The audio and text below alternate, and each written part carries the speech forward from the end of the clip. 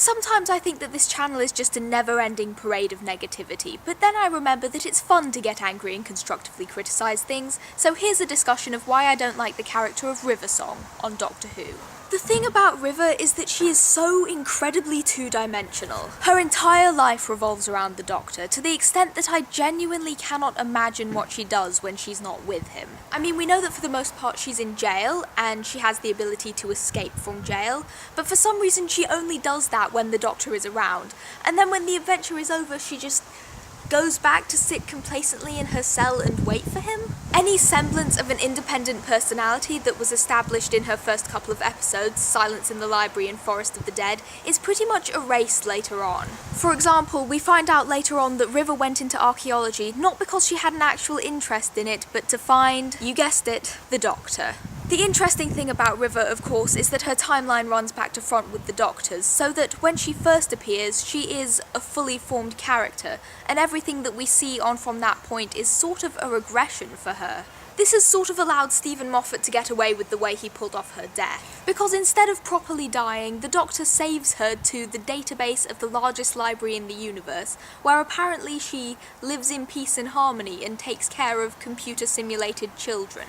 As you see more and more of her, however, you begin to realise that there is absolutely nothing maternal about River whatsoever. In fact, she would probably hate having to live such a calm, uneventful life, never properly able to see the Doctor again, despite the really weird bit in the series finale. It's just another example of Doctor Who writers having their female characters settle down with families as their ultimate happy ending, despite whether they've actually shown any inclination for that sort of life before.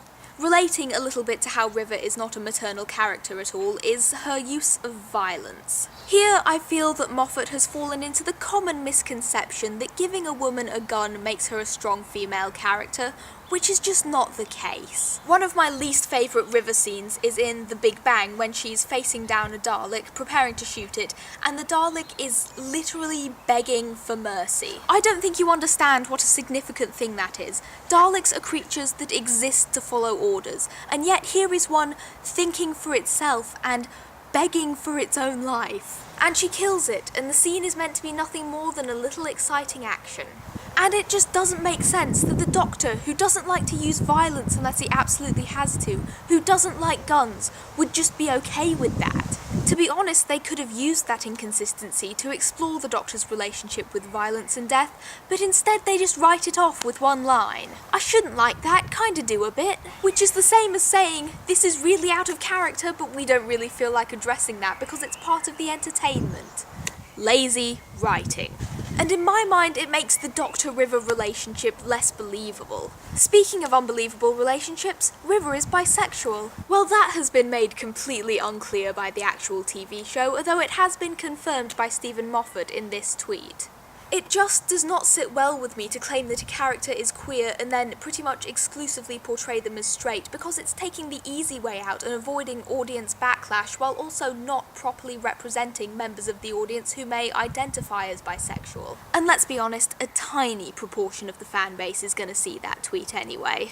And that's not even to mention the spoilers and the hello sweetie and the things that she says that just annoy the crap out of me. And I'm sure that Alex Kingston is a very talented actress and a lovely person, but I really hope that River Song's story arc is over. Meanwhile, I'm just going to sit here and quietly dread the 50th anniversary.